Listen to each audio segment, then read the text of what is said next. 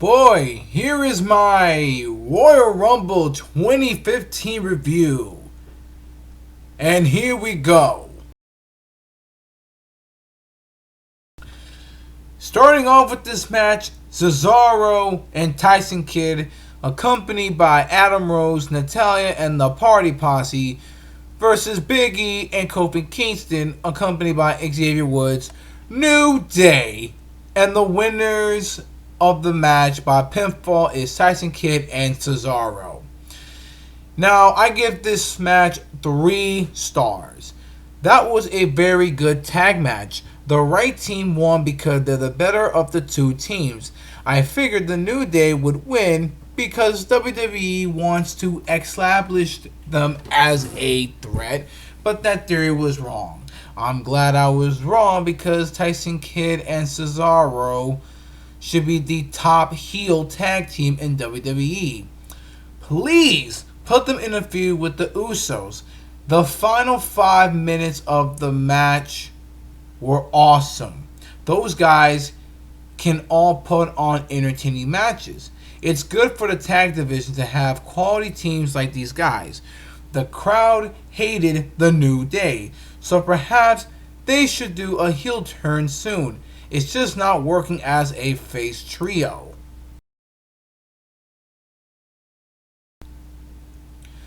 This matchup, the New Age Outlaw versus the Ascensions. Well, I can only say the winners of the match by pinfall is the Ascension. I give this match 1 star. It was a short match as expected.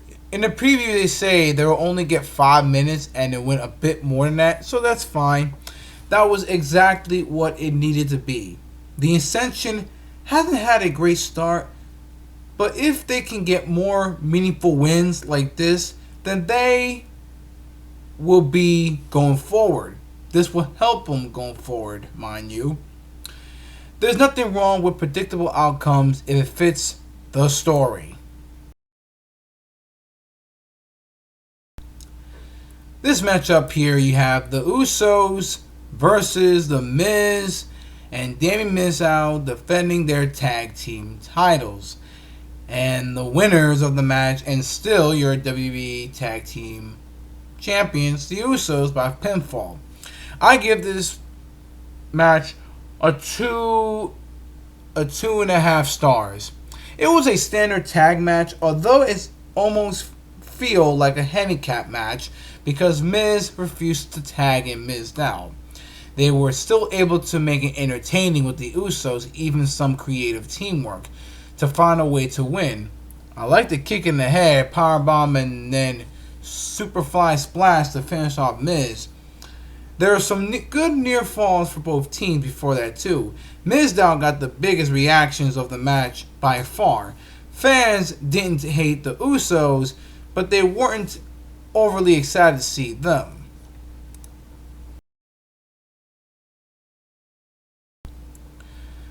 The Bella Twins versus Natalya and Paige. The winners of the match by pinfall, obviously the Bellas. And I give this match a 1.5 stars. Reason? Well, that's the standard time for a Divas pay-per-view match at around 7 minutes. But you can tell the crowd was bored for most of it.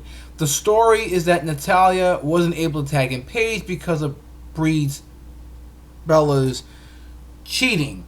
I'm not sure why they would have the heels win because usually the champ loses in a tag team match setting. Perhaps it's going to lead to either Paige or Natalya turning heel down the road, but neither of those things makes sense. It was a creative finish. I like the forearm shot for the win, better than a silly roll-up. Oh man, this matchup here for the WWE World Heavyweight Championship. Brock Lesnar defending his WWE World Heavyweight title, accompanied by Paul Heyman, versus John Cena versus Mr. Money in the Bank, Seth Rollins, with Jamie Noble and Joey Mercury. Woo! And the winner of the match by pinfall is Brock Lesnar. I give this match a 4.5 stars. That was a phenomenal match. I'm going to rewatch it after the show. It might adjust that rating. It's tough to explain how amazing it was, but if you saw it, then you know. There was 3 chapters in the match. Lesnar dominated the first third of the match with the barrage of suplexes. Then Lesnar got taken down because Rollins put him through a table, but he also took the beating before that.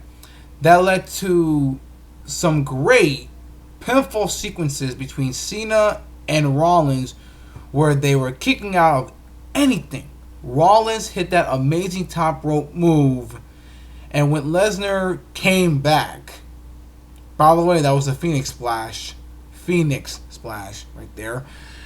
Corkscrew 450 Splash, wrestling terms and all, but anyways, he dominated the final 2 minutes with the clean win on Rollins with the F5. I was very impressed by all of it. Lesnar and Rollins were both fantastic in every way that they did. Cena did well too, although not as much of a standout as the other two. The way Lesnar was booked was perfect. I wish he wrestled more often and that he didn't leave, but sadly that's probably what is happening. Lesnar is a great performer, though Rollins is a big time star for the present as well for the future. I love this match. And the moment you guys have been waiting for, the Royal Rumble match. I mean, Roman Reigns won the 2015 Royal Rumble match. Darn. What a darn shame. And I'll have to give this a 2.5 stars. That was a weak Rumble. The crowd hated nearly everything that's happened after Daniel Bryan was eliminated. Bray Wyatt was booked strong for most of it, but then he got dumped out so easily that it made him look weak. Bryan's elimination sucked. He should have lasted longer. My guess is that WWE wanted him long gone before Reigns got him there so that it made Reigns look like a bigger star. That strategy didn't really work. The highlights of the Rumble was seeing guys like Bubba Ray Dudley, yep, that's right, came back, gone from TNA for good, letting his contract expired, lack thereof, and Diamond Dallas Page out there. I hope that Bubba stays in WWE full time after seeing this because he's still a very good performer. Bring back Devon Dudley too. They missed an opportunity by not putting Devon in the match as well because the crowd would have loved seeing them together in this.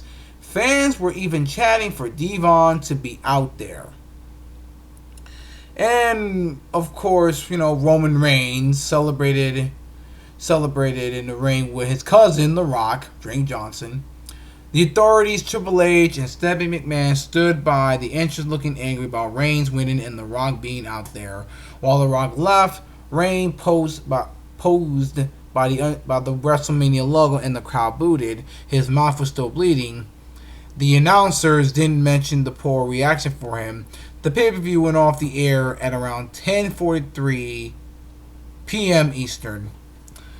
They did a post-show with Cena getting interviewed. Then Usos show up to complain about the Rumble. They were pulled apart. That will set up the WrestleMania match with Captain America Cena beating the evil foreigner Rusev like it's 1991 Hulk Hogan again. Ugh. There was also an interview with Rock and Roman Reigns talking. Rock did most of the talking, which is why he was there. The whole thing was pretty awkward. Regarding the post-match stuff and The Rock showing up, I look at it like this. Basically, WWE knew Reigns would get booed. Still put him out there and then called Rock to help him get booed less. It's sad that they had to go those lengths. They should have known that fans were going to reject Reigns and change the decision. Put Bryan over. Instead, they ignored what the fans wanted for a second year in a row. And I'll give you my final thoughts. Overall, the Royal Rumble of this year, 2015, is going to get a 4 out of 10. That's a low score for a pay-per-view for me. But, hey, I can be honest with this. The WWE title match was the match of the year contender that I want to watch again. The kickoff match was the second best match. Everything else was below average. People get excited for the Roman pay-per-view every year, but it was the second year in a row where it was the poor pay-per-view. If it wasn't for Lesnar, Cena, Rollins, it would have been much worse too. That match saved the show, basically. Well, that's all for this review, folks. Thank you for watching and take good care. Bye-bye.